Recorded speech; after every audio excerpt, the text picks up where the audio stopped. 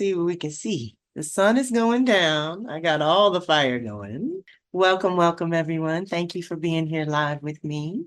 Tonight, we are gathered for the Aquarius Gate of Power. This is the midpoint between winter and spring. And when we do what I call anchoring or releasing, so we've been through the processing as we navigated through. Sag would have been the processing, Capricorn would have been choices and decisions. And here we are at Aquarius where we have to anchor or release based on what's come up. Now, lots of things have come up in the last couple of months and are shifting our values and priorities in so many ways. So let's take a deep breath on that. Let's know that this season is going to allow you to tap into a certain aspect of purification and preparation for new life coming in, but to remember that Mars is still backwards until a little later in February, and Venus is going backwards. So right now, this energy or energetic support and guidance that we're going to cover tonight is covering us until spring equinox. So think about what you want to anchor or release based on what's come up for the last couple of months. One of the things Spirit gave me while I was preparing and lighting candles and moving around, checking the waters and everything, was to remind you about the mystic.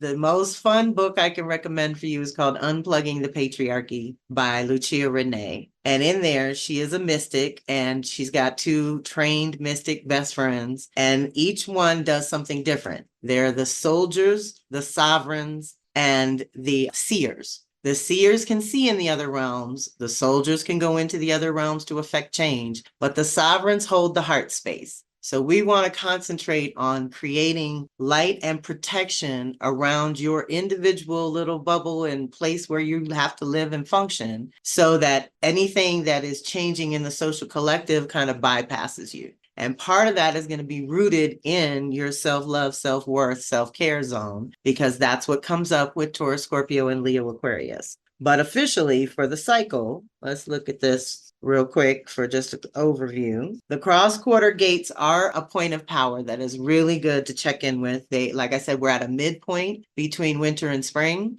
That is also the best course correcting time. So whatever you've been conceiving, kind of mulling around and trying to think of what you can ground and expand in the new year, now you're going to start to be inspired for that next level. This quarter is the second of the 8 sacred seasons, bringing the renewal of light because the days are getting longer, nights are getting shorter. And this season, you will commit to a process of nurturing the intentions that you set for the new year at winter solstice. In order to create anew, sacrifices and changes must be made. That's why we say it's a purification time. So to do a cleanse or something that you want to give up for the greater good, things like that. It's the time of year that coincides with several celebrations in many cultures, which give up something cherished in an effort to cleanse and clear a space for renewed growth within your being and within your environment. So this is about clearing the space for the new to come in, and you should prepare as if it's already here. That's what really gets you clear about what you need to do to prepare for what you're manifesting.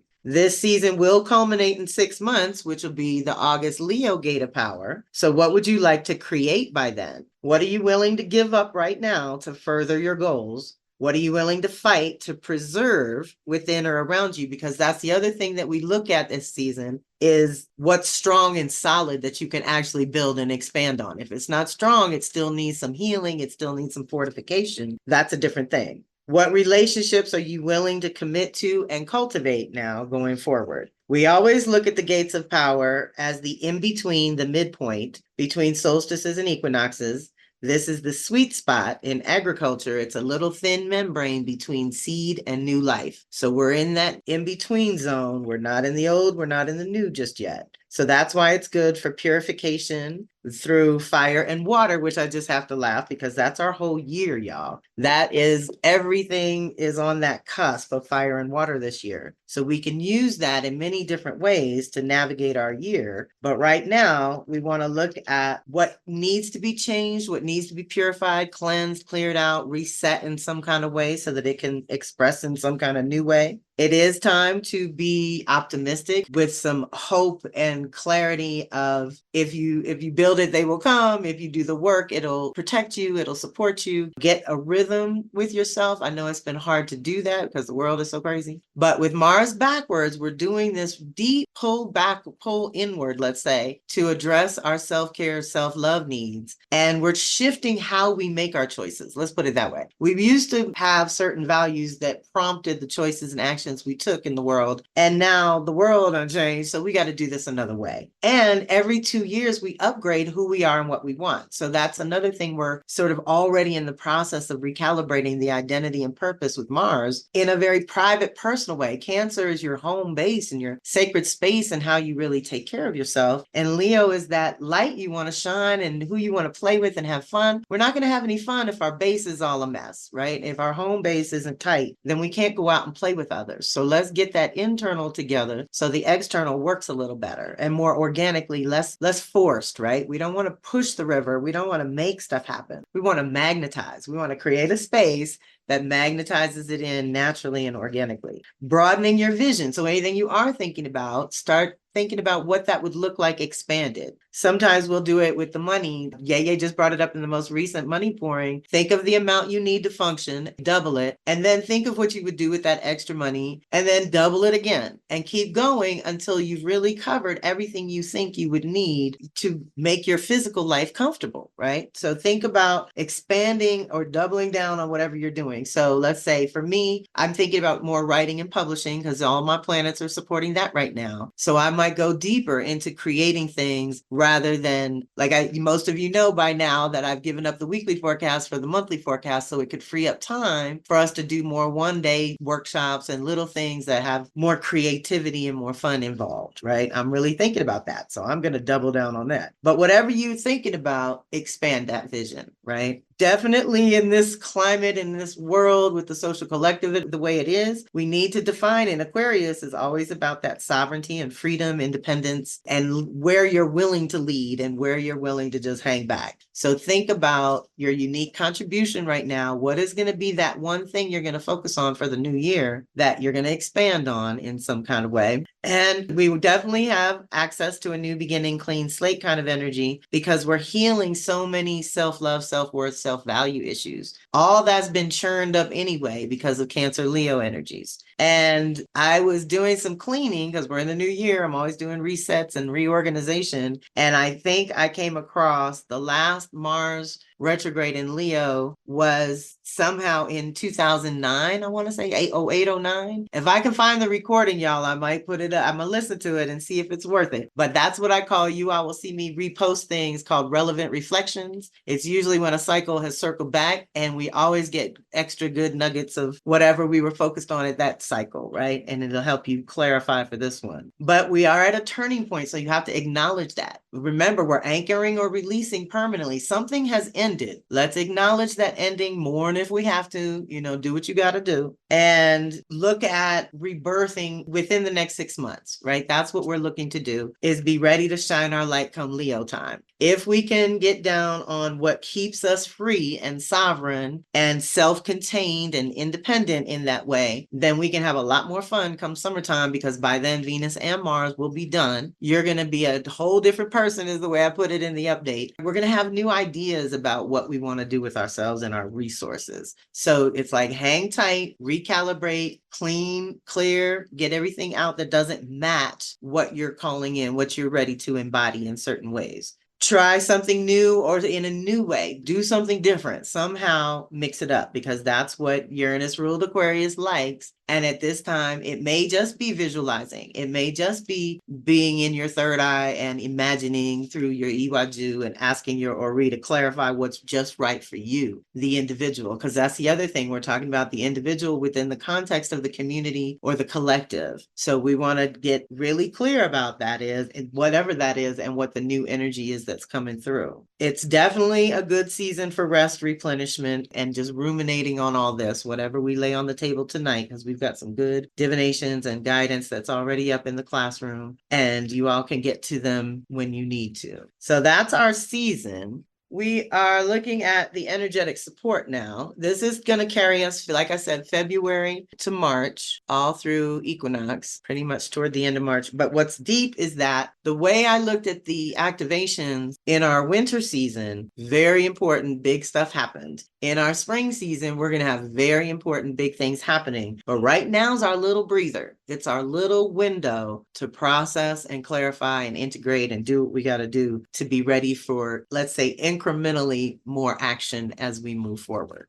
So we look at the moon for our little season here is through the Aquarius Leo lunation. So again, we're setting those intentions for your unique contribution, your individuality, securing your freedom and making sure that you can stay free no matter what the social collective is doing. And then we're hitting Pisces Virgo. And the thing is, we are now officially into the Virgo Pisces eclipses. So our new moon in Pisces is a regular moon, full moon lunar eclipse. All right, so that, I think if I remember correctly, let's say there's 7 Virgo Pisces eclipses. I think 6 out of 7 are lunar eclipses, which means we got lots of ending energy, lots of culmination, bringing things to a close and completion. Now, when it's in Virgo, that has to do with your health and your systems and your everyday rhythms and how, again, how you take care of yourself, but also how you work and function. How do you get things done at home and how do you get things done at work? Virgo is right there in the mix of that. And then I always remind people that Virgo gets a bad rap about being picky or critical, but that's not really what it is. We're looking for wholeness and integration when we're in our Virgo. That's your virgin, you being whole unto yourself. So that's when we go back to that zone where we can be whole unto ourselves, clarify what our systems can handle, and then move from Virgo into Libra, and then we can mix it up with other people. So Virgo is another one of those that's very private, very personal, individual energy. This whole 6 weeks is going to be an incubation period. So like we said, if you need to do a cleanser, purification, do that. If you need to do it on your environment, do that there. Mental, spiritual, emotional, physical, all of the above. Pick what needs it the most and go from there, and use the moon to reset your rhythms. That's why we look at that for a very personal, intimate look at what we need to look at for, where the energetic support, where's the light, where's the available energy. That's what's going to light up in those zones going forward with the moon. Now, Mercury is warming up, but for most of our season, it's Aquarius into Pisces. When it goes into Aries, it's going to retrograde over that Aries-Pisces cusp. So we're looking at a little bit of time here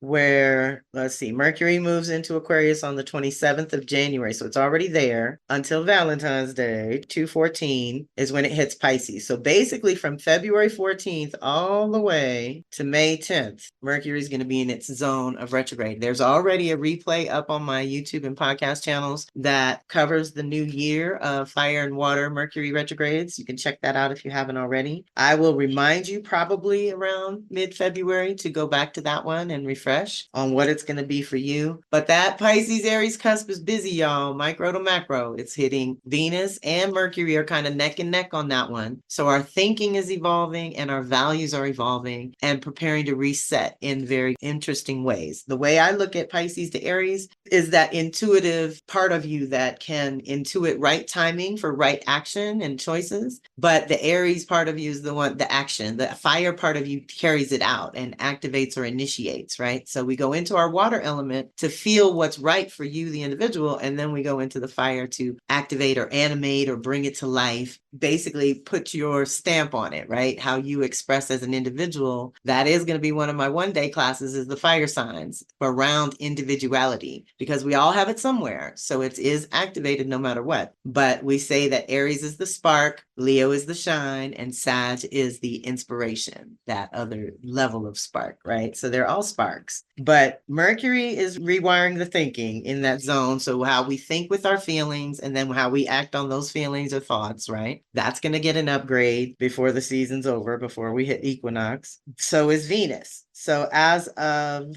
January 2nd, she's been in Pisces. February 4th, the next couple of days, she hits Aries. That's where she's going to retrograde March 1st and go back into Pisces and go direct April 30th. And she doesn't hit Taurus till June 5th. So at the end, they're about a month apart. But because they're moving slowly, they're going, kind of side by side. So it's like Mercury clarifies some thinking, and then Venus comes in and goes, yeah, does that feel right? Then we go back into the ideas and creativity, and does that really express your value and who you are and what you want. So again, there's so much recalibration going on in the early part of the year. That's why I don't want you to think anything's wrong if things aren't popping off the way you want them to at this moment. So definitely just know that you're preparing for action. You want to be ready for action come summertime, let's say. Mars is still in its process, but February 23rd, it goes direct in Cancer and then re-enters Leo in April, doesn't hit Virgo till June 17th. So we're still in the Mars process until mid-June. So again, with that recalibration of who you are and what you want on the deepest levels, on the very personal levels, not necessarily what you want to do in the world as much, unless it serves you, unless it supports and protects you. That's that Cancer Leo zone. It's very protective and very personal. And so if you're resetting things so that your individual self can stay protected, that you're on point. That's where you belong.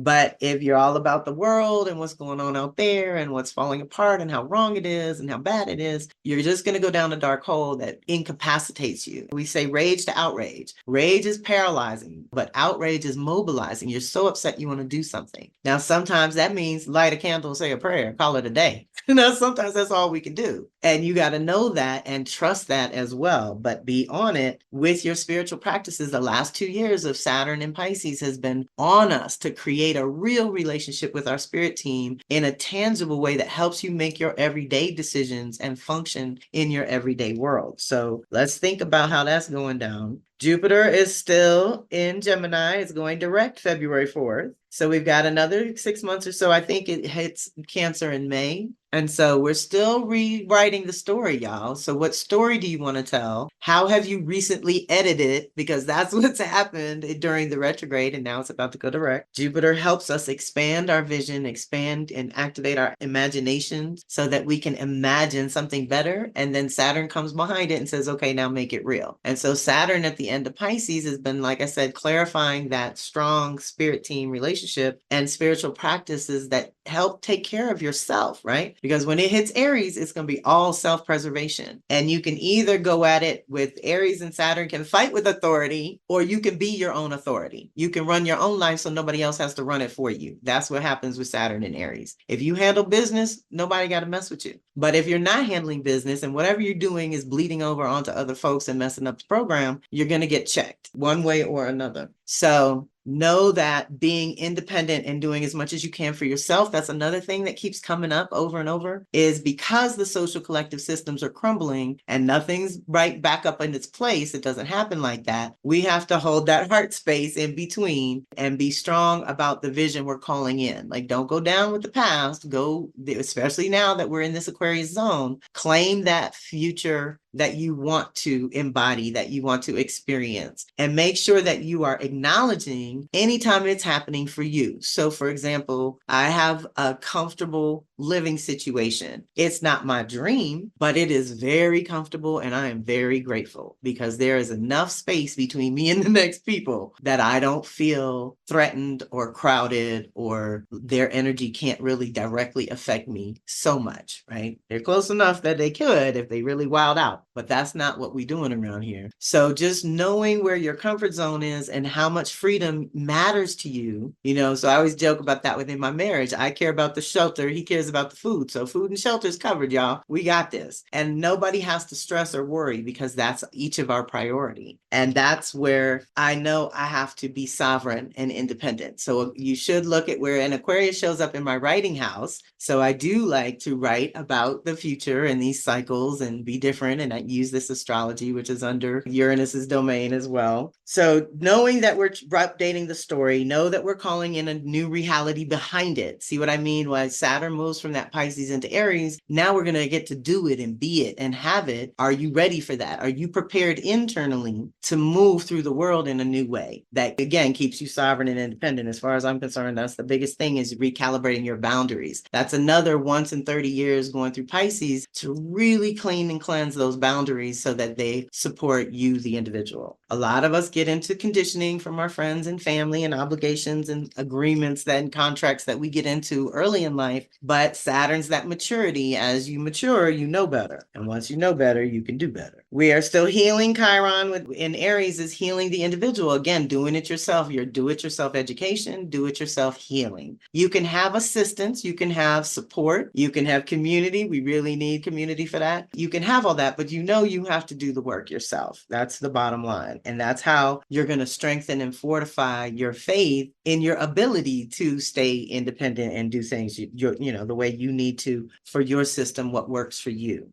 We are getting ready for everybody in the new year is riding the wave of a cusp. So Uranus is on the cusp of Taurus Gemini. That's earth to air. So we're going to come up out of this body place where we've recalibrated our values around Mother Earth and resources and how we navigate those things. Again, I put a lot on that freedom in your body. So being healthy, dealing with your food and sustenance in a new and different way. That has been really important for the last 7 or 8 years. And we're getting ready to go into one that's Gemini. And with Uranus and Gemini coming after Jupiter and Gemini, that's a lot of electrical, intellectual, air type of energy. So we want to be strong in our body and our foundations and with our boundaries so that that can flow nicely, let's say, so that we can collaborate and we can create some new paradigms, make some paradigm shifts and shift our consciousness in big ways. But again, that's a lot of intangible. We need a little containers to give the flow a structure. Otherwise, it's just all over the place and it's just chaos. We don't want to do that. With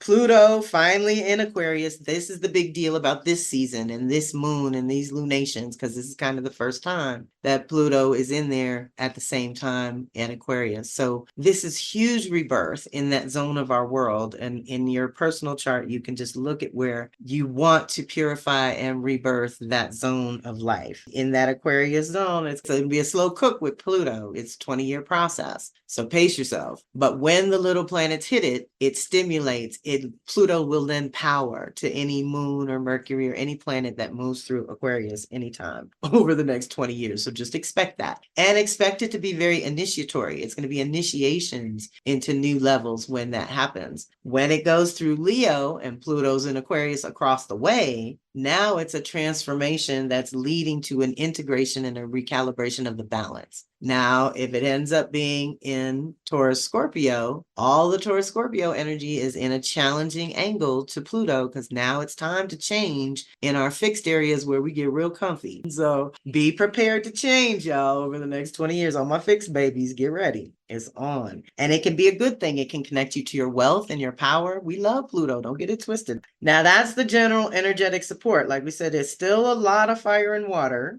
Now we're adding the air element. So that tells me, again, get in your body, activate that earth consciously. Is this relevant and useful? Is this practical? Is this really what we should be focused on? Let's be in our earth as consciously as possible. Activations, I've got Venus and Mars here because, like I said, it's going to be quiet to the extent it can be quiet where the activations are concerned, but it's going to pick right back up in the spring season. So let's use this for what it's good for. And with Venus, it's deep because she's going to go backwards and forward 3 times over with Saturn in Pisces. So again, Saturn's only there once in 30 years and Venus is only here every 8 years to do a retrograde. I don't even know what the math is to get them there at the same time, but it's a big deal. And so this is allowing us to call in a whole new reality that really is rooted in our own renewed, upgraded values and priorities. So that's going to be a big part of that, as well as that Pisces Aries zone where you're intuiting what right action is for you based on your values and not being swayed by the public or by the world or what's going on around you. We want to be real clear about that new reality we're setting in motion. This is just, again, a way that whenever Saturn's there, like Pluto's there, always brings transformation. So when Saturn's there, it always brings a stability and a structure and some order and an aspect of making things real. So we go into Jupiter to expand the vision, but we use Saturn to make it real. So activations with Venus, new reality, new purpose, rooted in that sense of self and well-being, and good boundaries, you know, things that, again, protect you and allow you to still be creative within whatever community you're bouncing around with. That's going to be huge. And it can ground and make real new relationships, new resources and finances, because that's Venus's domain. So Saturn can make that real. We like Saturn for that. But you have to be disciplined and organized to get those benefits.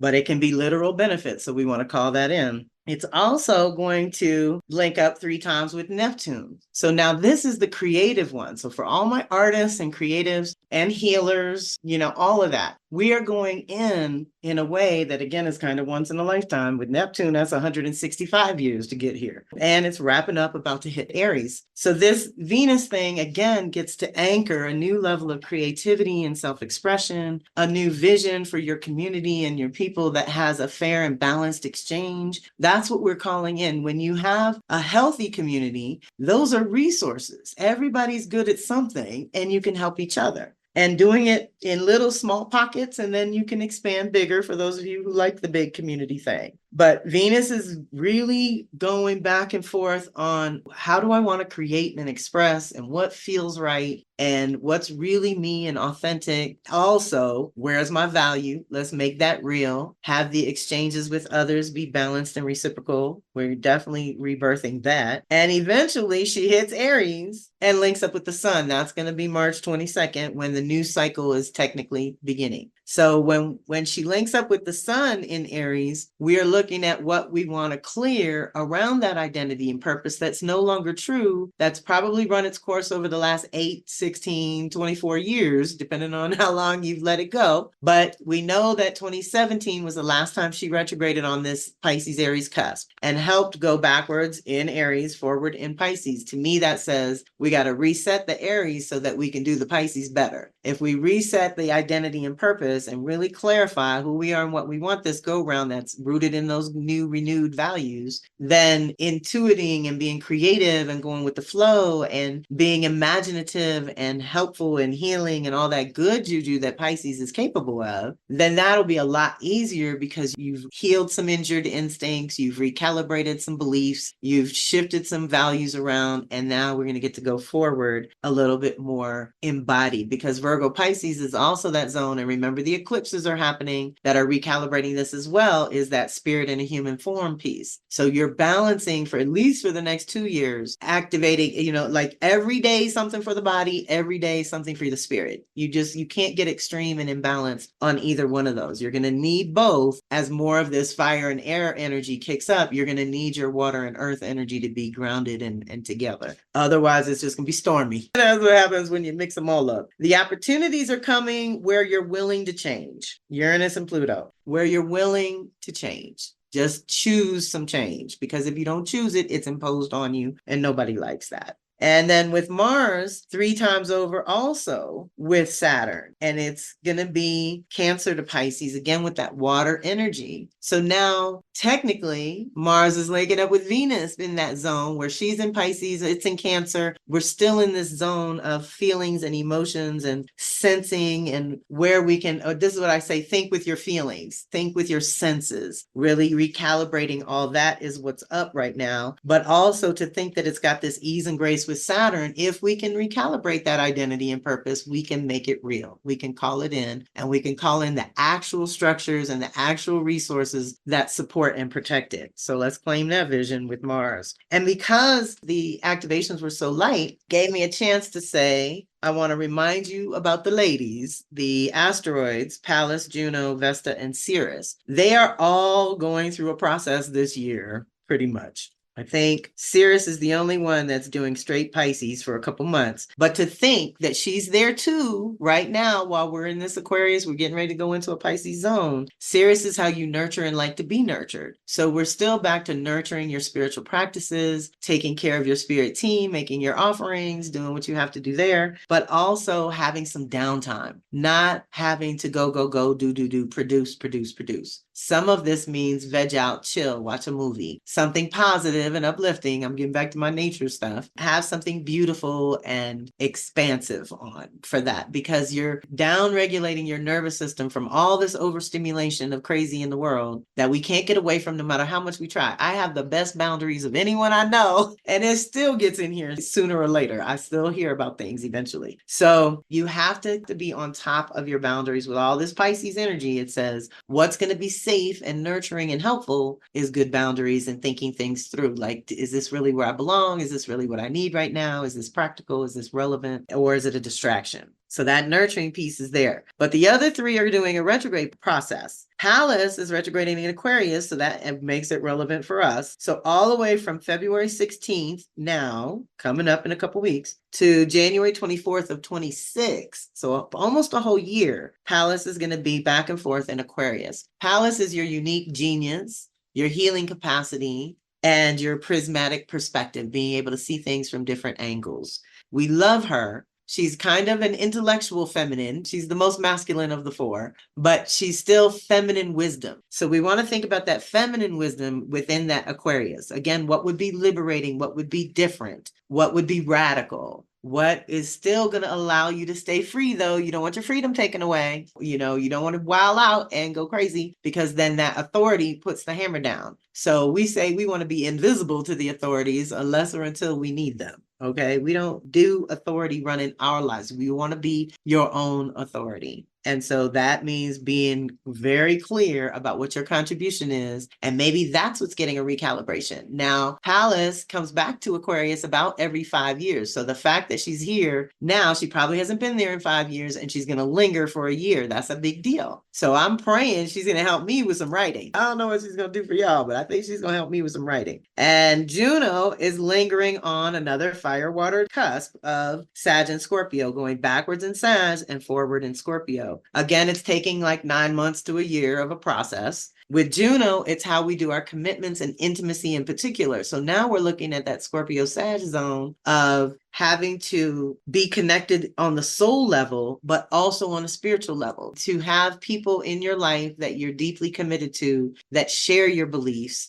In this case, we're recalibrating that. We're renegotiating that. Can I be intimate with you if our beliefs are so vastly different? It gets tricky, y'all. And at the same time, it's personal. What are we committing to in terms of our own personal power and resources, and sharing resources and how that works? And what story are we rewriting around our commitments? Juno's the same way. I believe Vesta's probably the shortest one. So Juno's also, they're all 4 to 5 years, but closer to 5. With Juno, so not being on that Scorpio Sag cusp for 5 years and now lingering for almost a year. So we're saying we need to be committed, but we need to also have a certain level of intensity and a certain level of fiery, inspirational kind of energy within our commitments, and certainly in our intimate partnerships. And that's getting reset. So diving into those zones where wherever your Scorpio Sag is where Juno is passing through, asking about the commitments in those areas of life. So whatever house it falls in, you're going to be renewing the commitment there. And then Vesta's also on the Scorpio Sag zone and also spending 9 months there, but it's closer to 4 years. So it's been about 4 years since Vesta's been there. But now Vesta's what is sacred to you, the individual, and it's where we focus sometimes to the exclusion of other things.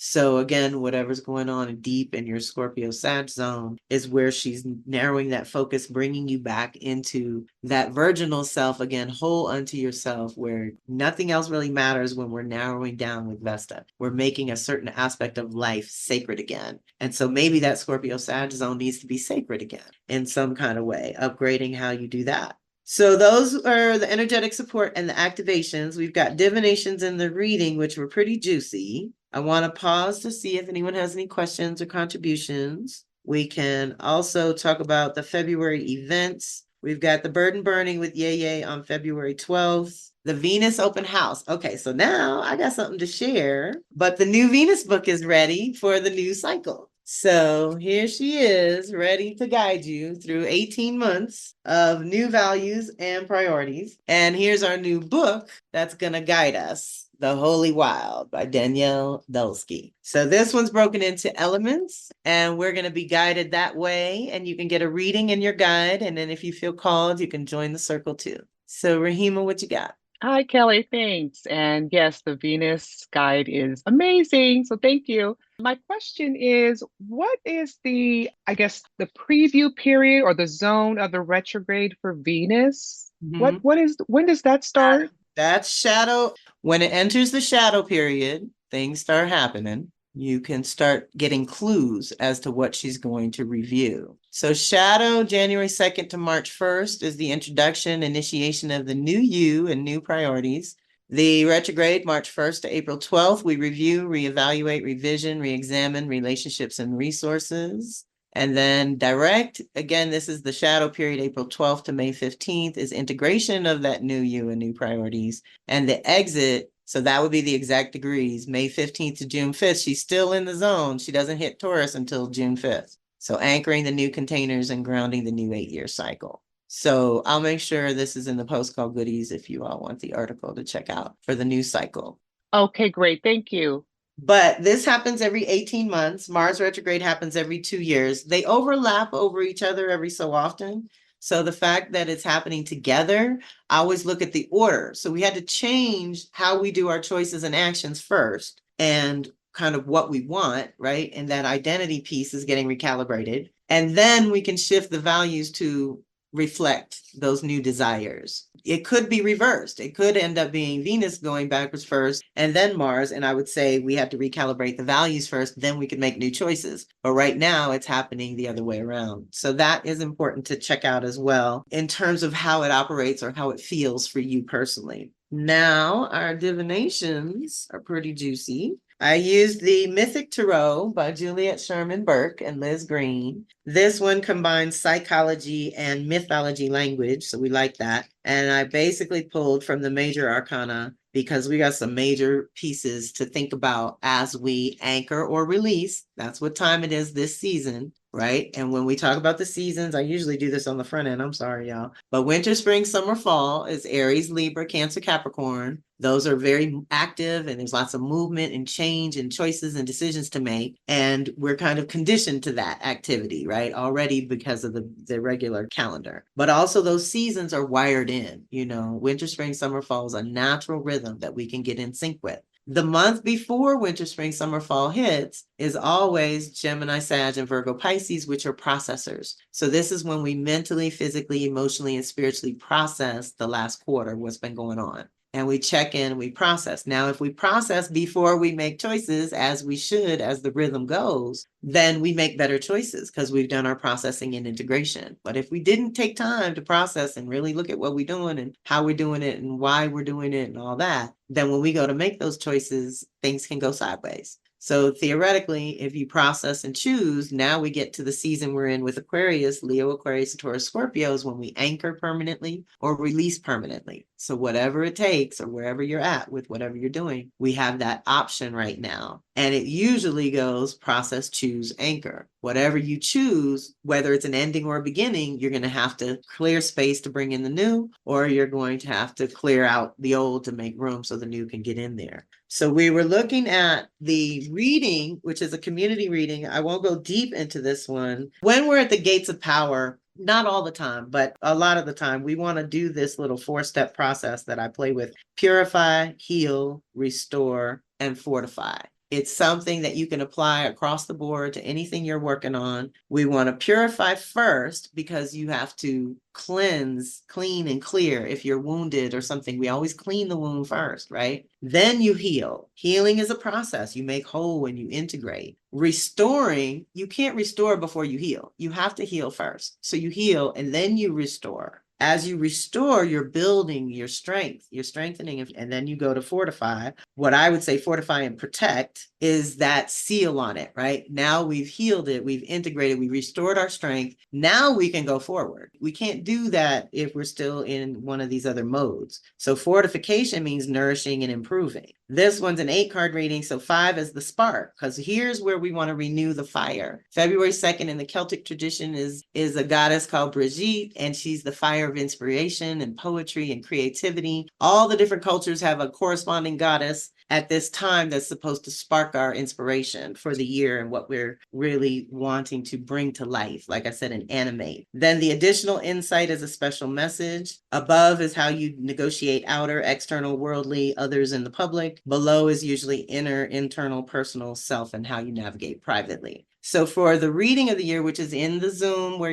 the replay and all the goodies are in the classroom now, this annual reading is usually done around February, March, and you all can get your own for only $25. And that's always done around the Aquarius new moon and the Gate of Power. In order to create anew, sacrifices and changes must be made. This is why we look at what needs to be purified and healed. And this reading will support that. So for the community, we're purifying, cleanse, clear, and clean futility, because it's real easy to look out there and feel futile, like nothing's going to work, nothing's going to help, nothing's going to really take off with this crazy culture in the way it is resetting itself right now. But there is a way, because you've already, I know this crew in my class and Yeye's classes have already been doing the work. It's the people who haven't been doing the work that are going to be surprised by what's left at their doorstep. So if you've already been on it, you're probably good, and you probably have some practices for winter season blues or that seasonal disorder and things like that are happening. Let's purify whatever is the most neglected. You can think about that too. But in our reading, they said to purify and cleanse out all that futility.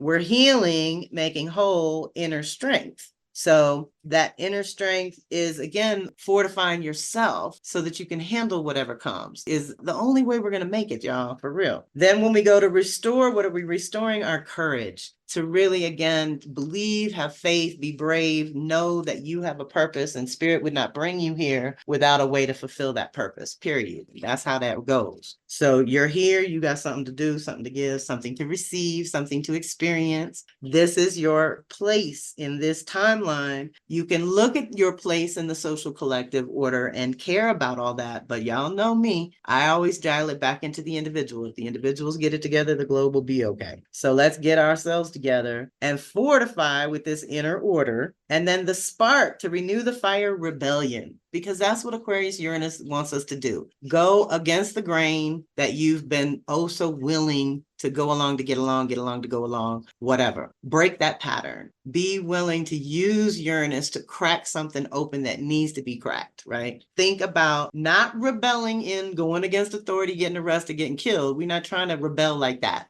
Rebel against your own edge, your own limitations, the own things that prevent you from taking that next step, whatever you need to do. And I didn't say it, but this is the Vision Quest Tarot. Most of you love that one. So in the reading, you can get all the details from the cards. The additional insight special message is self-liberation. No one can do it for you. This is what I say about all my work. Healing, education, and soul work are the purest forms of self-love, because no one can do that for you. No one can do your healing for you. No one can do your learning for you. And no one can do your soul work for you. You have to do that. So self-liberation, think of things that make you feel liberated. Thinking about things that liberate you and make you feel like yourself again, like your individual, actual, authentic self. That's that whole Leo Aquarius is attachment and detachment. Where are we too attached and where are we too detached and we don't care enough? So then we let it slide and then it piles up and gets us another way. So know that you have to do your own self-liberation. Above navigating in the world, we got protection.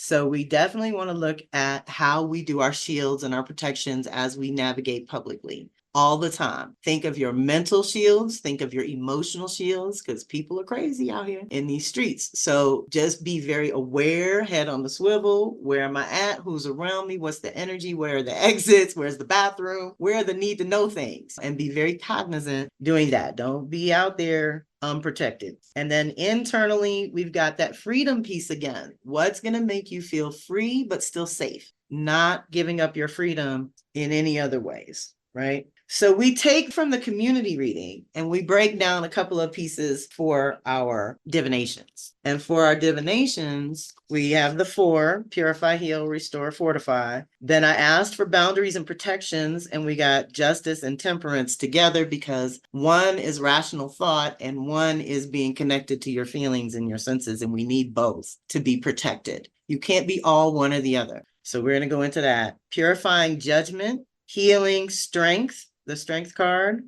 You all can pull these in your own decks. We're going to restore with the Hierophant, which is again sort of this self-healing, this self-sovereignty piece. And we're fortifying with the Magician. The Shadow card is the Seven of Swords or Seven of Air. But with the Mythic Tarot, we go into this, like I said, the language of psychology, mythology, open to receive that which is just for you. I really like this whole deck to break stuff down. So Judgment, on an inner level, Hermes, the psychopomp, is an image of a process which occurs at certain critical moments in life, a summing up, when the experiences of the past are gathered together and seen as part of an intelligent pattern, and the consequences of these experiences must be understood and accepted. So this is around our purification. Yes, we're going to purify judgment itself, but in this deck, this is all about an assessment of how you've been doing. And in this case, we want to look at 3, 6, 9, and 12 months, and we want to look bigger at that 18 months to 2-year mark. Think of what you've been through and how you've evolved in your values and in your choices, and how you want to go forward doing it a different way. This process of summing up is not an intellectual function, but rather a kind of cooking that occurs in the underworld of the unconscious. It is a call for the dead to rise, for the many and varied actions and decisions we perform to knit together and yield a harvest. The artist experiences this process when, after many hours or weeks or even years of attempting to formulate, research, practice technique, and give shape to an elusive idea or image, something at last happens, and a new creative work is born. The same process can be seen in psychotherapy, when an individual can struggle for many months with the disconnected memories and feelings of the past and present, stuck and blocked. And suddenly a kind of cohesion occurs, and one's life pattern makes sense at last. Deep breath. So I want to pause here, because as we move through Aquarius, we're going to hit Pisces, and it's going to be time to process again. And when we're in Pisces, we're processing our emotions and how we feel about certain things, and all those memories and feelings are going to come up. And it's also the precursor, the womb experience before we birth anew in Aries. So just know what one thing leads to the next thing, leads to the next thing. They're all connected. This process can occur in any realm of life where we tunnel, blind as moles, pouring effort into something which somehow remains elusive. And then at last, the effort is rewarded, and there is a synthesis and a new development at hand. This is Hermes at his most magical, revealed at last as the true lord of the entirety of the fool's journey, knitting together through some mysterious process of intuition all the experiences and insights gained from each stage of the journey, and magically blending these to form the beginnings of a new and larger personality. So again, with your unique contribution, what you present to the world has just gotten an upgrade from Venus as it shifts into how you want to actually present and walk through. Judgment is basically 20 of 21. It's at the end. So this is interesting because the Magician is number 2 and it's Hermes in a different form. So we're definitely looking for that inner guide part of us to help us process what we're doing at this moment.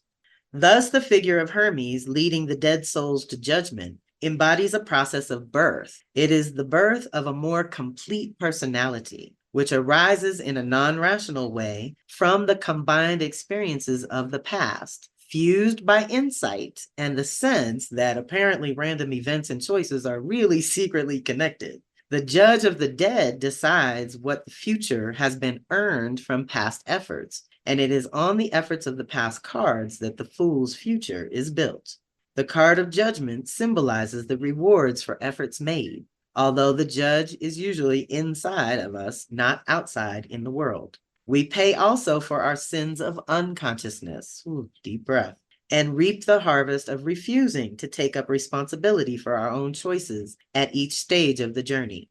Judgment is an image not just of a new beginning, but a beginning which emerges out of the past. In Eastern philosophy, this is called karma. Each person sows seed in his own field and ultimately must reap the harvest, which springs from his own sowing. Although Hermes is often portrayed as a cheat and a liar, here as psychopomp, he does not permit the soul to lie. Everything must be accounted for, and the fool meets at last the consequences of all his choices in life. Deep breath. On a divine level, the card of judgment suggests a time when the rewards of past efforts appear. This is a period of summing up, of realization of what we have been doing and where we ourselves have created the future which now awaits us. It is an ambiguous card, for it can also imply a disturbing confrontation with all our own evasions and self-betrayals. The reward is not always a pleasant one. The fool must now answer for his journey, for the time of harvest has arrived, and the mistakes and creative efforts of the past are gathered together to form the future. Whatever occurs to the individual in terms of experiences, the card of judgment heralds the end of a chapter in life. But unlike the card of death, it does not imply mourning. Rather, it is a clear perception to the extent to which we have been able to be true to ourselves. Ashe. And that's what Aquarius always wants for us, is for us to be true to ourselves. So again, with discernment and trusting what is for you, what is not for you, and being okay with that, right? That's what we have to purify and distill. So we're bringing out the essence that's eternal, that doesn't die. And we're clearing and cleaning off, shedding that skin of what's run its course completely already. We want to heal with the strength card. In this deck, the strength card is all about, again, not the personality, but an individuality, a sense of self, a sense of I am presence that this card describes in the strength card. So that's what we're healing and going deep with as well. On an inner level, Hercules battling the lion is an image of the problem of containing the powerful and savage beast within us, while still preserving those animal qualities which are creative and vital. The lion is a special kind of beast and reflects a different aspect of the human psyche than do the willful horses in the card of the chariot. The lion in myth has always been associated with royalty, even when it's at its most destructive. And this king of beasts is an image of the infantile, savage, and totally egocentric beginnings of a unique individuality. So this card always makes me think of Leo and Aquarius. It's got a little bit of both in here. But that's what we're going for at this point, is your unique contribution and where you get to be an individual and sovereign, but still safe within the community and within the whole. So we're beginning a new individuality. Thus, the lion is not wholly evil, but possesses a magical skin which can offer invincibility. This invincibility is connected with the sense of inner permanence, which comes from a solid sense of I am. When we wear the skin of the lion, which we have conquered, the opinions of others, the great they who strike such fear into the hearts of the timid, mean very little, for we are armored in our own indestructible sense of identity. However promising its potential, the lion is savage and vicious in its animal form. This side of a person unleashed is the me first drive, which will happily destroy anyone or anything in its path, so long as one's own gratification is assured. Rage is one of the manifestations of this drive too. Not healthy anger, which might be appropriate to a situation, but a furious, explosive, floor-beating tantrum when we do not get our way. Implacable pride is another of its faces. Remember, these are things we're healing. Not self-respect, but a bombast and inflated self-importance, which can make us savage and unrelenting toward those upon whom we are dependent or who steal the limelight from us. The lion is in many ways like the angry infant within, demanding that the world revolve around oneself and destroying blindly when it does not. But if this beast is conquered, then we can appropriate that magical skin, which in psychological terms means integrating the vital power of the beast and making it serve a conscious and responsible ego. Thus, Hercules' conquest of the lion is not truly a killing, but a kind of transformation, so that the strength and determination of the animal are expressed by a human and not a beast. Herein lies the ambivalence of the strength card, for Hercules could simply destroy the beast without any benefit accruing from the slaughter. This is the negative face of Hercules within us. It is the kind of strength which represses all instinct without any transformation, leaving behind a strong shell within which lives a soul without passion, without anger, and without a true identity. Deep breath. On a divine level, the strength card suggests a situation where a collision with the lion within is inevitable, and where creative handling of one's own rage and senseless pride is desirable. Courage, strength, and self-discipline, we are healing, are necessary to battle with the situation. Through such an experience, we come in contact with the beast, but we also come in contact with that part of us, which is Hercules, the hero who can subdue it. Thus, the fool, having developed the faculties of mind and feeling, now learns to deal with his own ferocious egotism, emerging from this contest with trust in himself and integrity toward others. Ashe. So we're going for that healing too. Healing your self-trust and your integrity with others. Huge part of what we need to integrate deeper so that we can navigate. And then several of these, the strength, justice, and temperance are all related. They all speak to that individuality and that sense of I am presence and that right to be here, sense of self that we need to function. It's the self-preservation piece. If we didn't have that, we wouldn't be able to navigate this world. So now we're doing restoration with the Hierophant. On an inner level, this is Chiron, the Hierophant, is an image of that part of us which reaches upward toward the spirit in order to understand what is required of us by God. He is the inner spiritual teacher, the priest who establishes a link between ordinary worldly consciousness and intuitive knowledge of God's law. While the world of Persephone, the high priestess, is dark and elusive and cannot be comprehended by the intellect, the world of Chiron can be elucidated and interpreted by the mind. The ancient word for priest was pontifex, meaning maker of bridges. For the role of the priest, both within and outside of us, is to serve as a spiritual father, establishing a relationship between man and God and making clear the nature of the laws by which we must live in order to be in right relationship with the divine. The emperor's laws, embodying the father principle on earth, are concerned with right behavior in the world, but the laws of the Hierophant are concerned with the right behavior in the eyes of God. However, Chiron does not symbolize any orthodox religious system. He is a wild creature, half man and half animal, and his temple is not man-made either, but rather a cave within a mountain. Thus, the spiritual law which he transmits is not a collective one distilled into dogma, but an individual one which can be found only by relationship with the priest or priestess within. Thus, different people experience God differently, and we come to our own spiritual understanding according to our own particular relationship with what God might actually mean.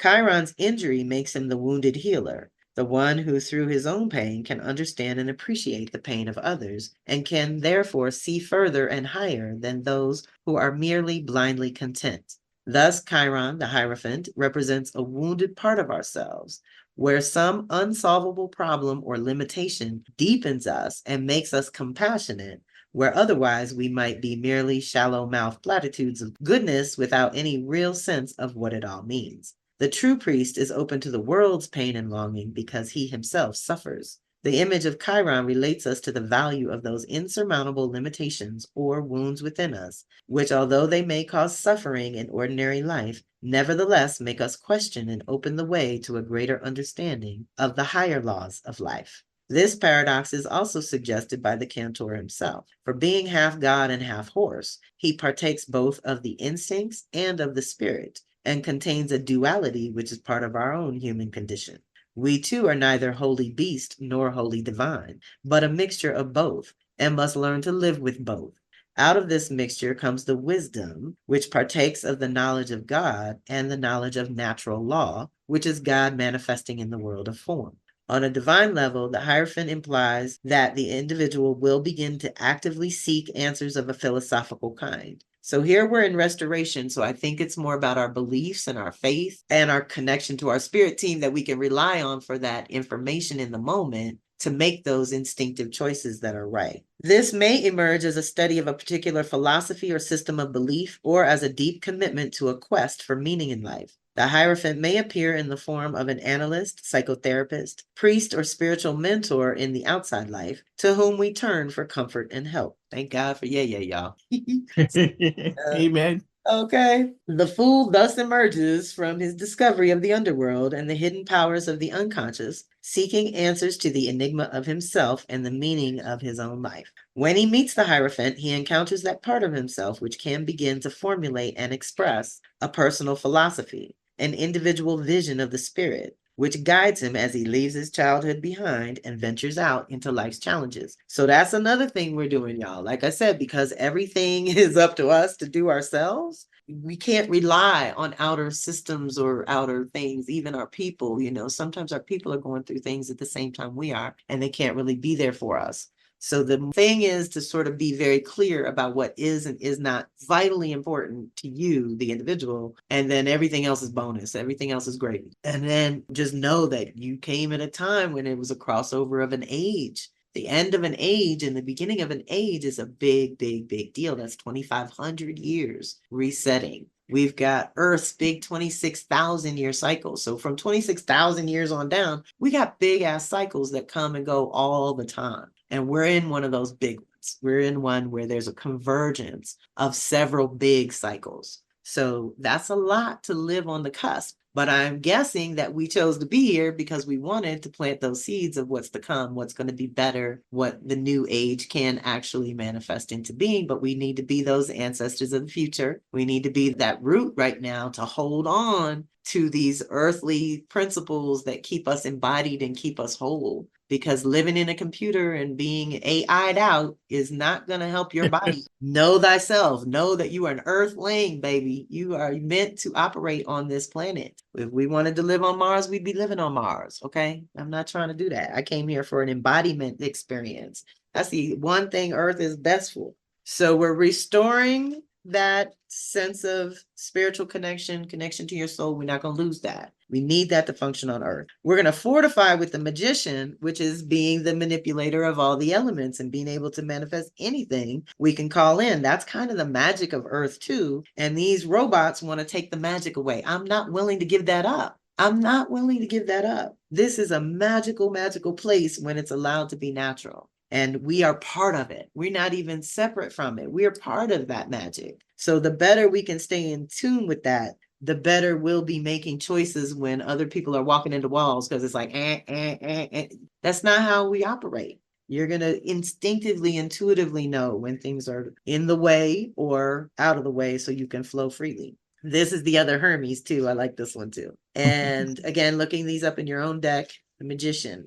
On an inner level, Hermes, the magician, is the guide, the inner guide. That means that somewhere within us, no matter how lost or confused we might be at any point in life, there is something within which has foresight and resources, which are often hidden from your consciousness, but which can divine what direction to take and what choices to make. The magician does not come when he is called, for Hermes is a wily and playful god and does not always respond to what we think is an important situation.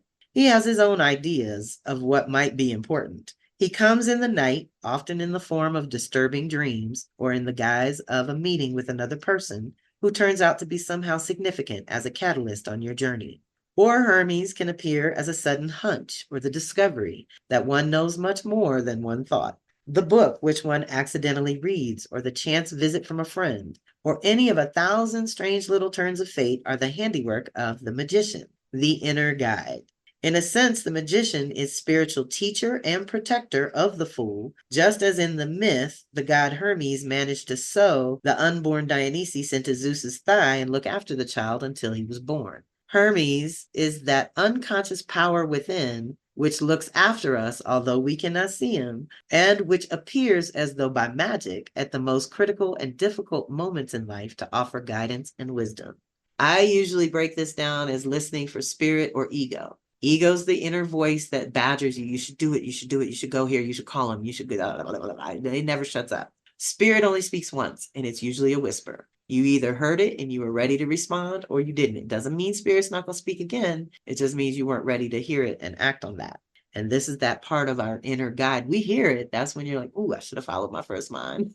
We all have had that experience. But the stronger we can be about that now, it's almost life and death, y'all. This is like our safety in the balance if we don't follow our instincts. So that's a big part of this. Hermes was not a god upon whom you could rely for the ordinary decisions of everyday life. He could be tricky and treacherous, and often his directions led men and women astray into the night, through convoluted paths that left the known and well-trodden landscape and took the traveler into strange and frustrating places. To follow the inner guide does not always mean making choices which are secure and guarantee results. Often they are the opposite. Keep thy sense of humor with Hermes too. But because Hermes is the master of the 4 elements, his wisdom can penetrate all the spheres of life: the mind, the imagination, the heart, and the body. Without him, we have no inner resources at all, but must always rely upon the direction of others and are doomed to travel like sheep on the same worn track as everybody else. The fool meets the magician only after he's braved the precipice, for the visitations of the inner guide do not come when one hides safely within the maternal cave. On a divine level, the magician points to potential skills and creative abilities. This is how we fortify, okay? This is a big part of how we fortify your potential skills and creative abilities which have not yet manifested. He may appear as an upsurge of energy and an intuition of exciting new opportunities. He presages insight and an awareness of unexplored possibilities. We really got to think outside the box. That's another Uranus thing. Really try to think differently so that you can get out of the same old situations. The fool is blind with only his animal sense of a meaning to be found somewhere, somehow. But through his meeting with Hermes, the magician, it becomes clear that the journey is possible and that one has capacities that have yet to be developed, I say. And we all got that. This is the thing. I mean, this kind of challenge in the social collective pushes us to grow like this. We wouldn't grow if we were all comfy. So we got to think about that too. Some of this is pushing you to build some muscle and boundaries and protections. Like we said, we're doing justice and temperance back to back. They are related. Deep breath. On an inner level, Athena, the goddess of justice, is an image of the uniquely human faculty of reflective judgment and rational thought. To the Greeks, this faculty was divine because it differentiated man from the beasts. They envisioned Athena born from the head of great Zeus, uncontaminated by an actual mother, who might link her with the physical and instinctual world which we share with the animals. Athena's judgments are not based on personal feeling, but upon impartial, objective assessment of all the factors contained in the situation, which is also a good Aquarius principle to activate, and on ethical principles which stand as firm guidelines for choice. Athena's chastity may be taken as a symbol of intactness and purity of this reflective faculty, which is not influenced by personal desire. Her teaching of the civilizing arts also reflects the capacity of the mind to hold untamed nature in check and transform it through clarity and objective planning. Her willingness to battle for principles rather than passions springs from the mind's capacity to make choices based upon reflection while holding the instincts in control. The card of justice is the first of the 4 cards in the major arcana, which were traditionally called the 4 moral lessons. They are justice, temperance, strength, and the hermit. We got 3 out of 4. They are all concerned with the development of those individual faculties necessary for us to function effectively in life. They all contribute to what psychology calls the formation of the ego, which means the sense of I am that each of us must have in order to experience a sense of self-worth and value in life, as well as to be able to cope with life's challenges from a stable and truly individual base. The fool, having passed through the 2 great challenges of youth, which is erotic desire and aggression, now faces the necessity of building his character and developing faculties which will help him to deal with a great range of life's experiences. Thus, when the fool meets Athena, goddess of justice, he must learn how to think clearly and how to cultivate the faculty of a balanced mind. He must learn to weigh one thing against another, something he could not yet do in the card of the lovers, because now he can come to a more impartial judgment that wasn't possible before. Justice is not possible unless we respect fairness and truth as important ethical principles, rather than as nice behavior, which we adopt because we want to be liked by others. Athena raises us above nature, and it represents our striving toward a perfection conceived by the human mind and spirit. And on a divine level, the justice card implies a need for balanced thought and impartial decision-making. So again, we're tying this into our boundaries and protections. We need to be able to do this to protect ourselves. But like Athena's sword, this card can be double-edged. There are spheres of life where her cool reflection is too chilly, too idealistic, and too destructive to the warmth of personal relationship. Her sword can cut the heart with general truths, which are inappropriate for a particular situation. So we need our discernment to do this right. Thus, justice is an ambivalent figure, for the fool must develop what Athena represents, but he cannot stay forever in her pure temple and must pass on to the next lesson, which is temperance. And this is on an inner level. Iris, goddess of the rainbow, is an image of the second qualities or faculties which the fool must learn in order to form a stable individuality, and that is a balanced heart. So we need our balanced mind and a balanced heart to navigate this season. Where Athena, who embodies justice, is fair and objective, Iris, who embodies temperance, is kind and merciful, although her sympathy is neither mawkish nor sentimental. Iris is connected with the function of feeling, which is different from what we call emotion, because emotion can be a visceral reaction to a situation, while feeling is an active, intelligent faculty of choice. The function of feeling is a constantly changing bridge between opposites, a careful sensing of the needs of a particular situation with the goal of harmony and relationship at the end. Thus, Iris pours water ceaselessly back and forth from one cup to another, because feeling must constantly flow and renew itself according to the requirements of each moment. Where Athena's ethical precepts are necessarily static and universal, Iris's goal of harmony requires a perpetually fluid adjustment of feeling, sometimes positive and sometimes negative. Thus, she can offer her care or affect Hera's vengeance. But ultimately, she serves the feminine realm rather than the masculine. And wherever the changing responses of the flow, even anger and conflict, the goal is always cooperation, harmony, and better relationship. We do not ordinarily think of feeling as an intelligent function like rational thought, yet the two cards of justice and temperance stand as opposites and as complements. Athena and Iris are two contradictory images. One is serving the father from whose head she has sprung, the other serves the mother. One is upholding abstract truth even at the expense of the individual heart, while the other is protecting the individual heart even at the expense of abstract truth. Although these goddesses were not enemies in myth, for Iris was no one's enemy, they can be enemies within us, for they will often offer different solutions to the same problem. Do we make a decision based on rational thought or on the dictates of what our feelings tell us is the appropriate path for the preservation of relationship? The presence of these two in sequence suggests that the fool, who is really each one of us, must integrate both. Thus, having learned through Athena to think clearly, the fool now encounters Iris and must learn the delicate assessment of feeling, which is so different from wild reactive emotion or hypocritical sentimentality. But even Iris, goddess of the rainbow, can be ambivalent. This constant shifting of feeling to preserve relationship can produce stagnation, because nothing but feeling makes it impossible to breathe. Nothing can be talked about, no differences discussed, no conflicts that might lead to growth, because harmony is all. That's the go along to get along to go along. We ain't doing that. Such a state allows no room for separateness, for separateness threatens aloneness, and Iris, who is friend to both gods and mortals and can function on every level of life, must yet always devotedly serve someone and cannot exist in her own right. Thus, temperance without justice becomes stagnant water, where no change is allowed to occur and the mind suffocates from sheer boredom. On a divine level, the temperance card implies a need for a flow of feeling in relationship. It suggests the potential for harmony and cooperation resulting in a good relationship or a happy marriage. We are challenged with the issue of learning to develop a balanced heart, while also being gently reminded that the fool cannot remain forever, even with the beautiful Iris, and must pass on to the next moral lesson. Now, the shadow, 7 of swords or 7 of air in any other deck.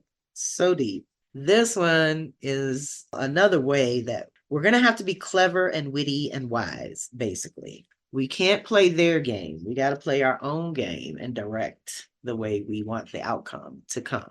So we're going to have to be slick in a way that might sometimes feel a little uncomfortable, because we'd rather be straight up. I know I would. So I'm going to have to wrap it in some sugar, make it sweet, get it down, but I'm still bringing truth, y'all. I ain't playing. But that's what this card reminds me of.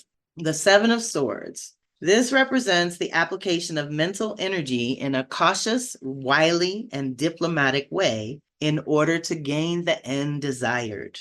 That's what I mean, y'all. Deep breath. Here, the message is brains rather than brawn, and life may require the individual to develop guile and wit and cunning. The feeling of the 7 of Swords is ambivalent, for we cannot be sure of the rightness or moral integrity of the goal. Deep breath.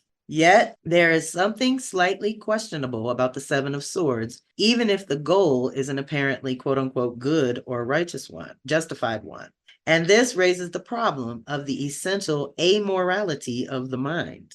Uncontaminated by feeling values, the intellect can be cold and manipulative, and the end can justify the means, even when that end is a noble one. But this card suggests that life may require us to develop just such an attribute, even if our natures dislike such obvious cunning.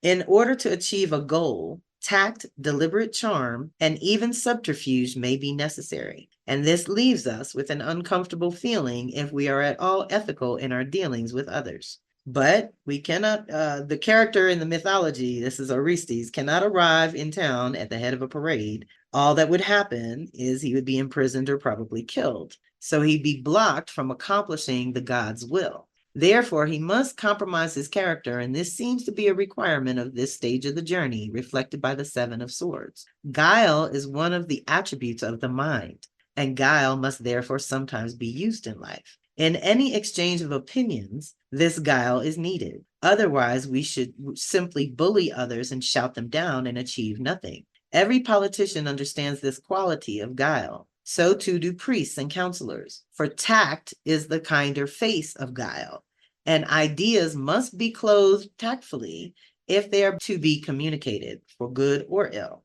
On a divine level, the Seven of Swords suggests a time when it's necessary to use guile, tact, diplomacy, and wit rather than strong-armed bullying tactics to achieve one's ends.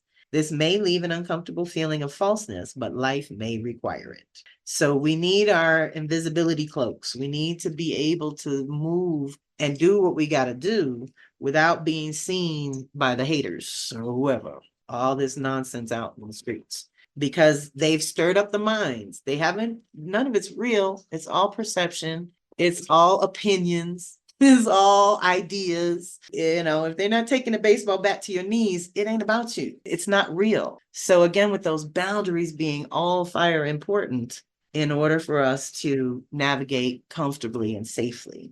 So I think I got off on my thing. February 20th is the open house for the new Venus cycle, y'all. So mark that down. Like I said, burning bowl, I always say burning bowl because that's what I used to call it, but Yeye calls it the burden burning, is on February 12th. We have changed the time, y'all. For those that are part of her Patreon community, we are doing now 8 p.m. Eastern, 5 p.m. Pacific. For a long time, all last year, it was 4 and 7. But now it's an hour later, and that seems to be working out better for everyone. Mine are always at 8 o'clock Eastern, 5 o'clock Pacific. That'll be the Venus open house. I'm probably going to do this open house, believe it or not, y'all, on Zoom, because I want to be able to show you some things about her cycle and make it a little more interactive. The 26th of February is the money pouring, the next money pouring. And basically the days are, because it's February, March, are going to stay the same in March. So burden burning's 3/12. First class for Venus new cycle is March 13th. The next fire ceremony is scheduled for March 21st. Money pouring March 26th, and super moons is the next power circle on the 27th. So February, March, we've got some things to help us navigate this interim where I told you it's going to pick back up in big activations. Like I think Neptune hits Aries before Saturn does. And so there's this warm up that's coming, like I said, before we're activated to this new level.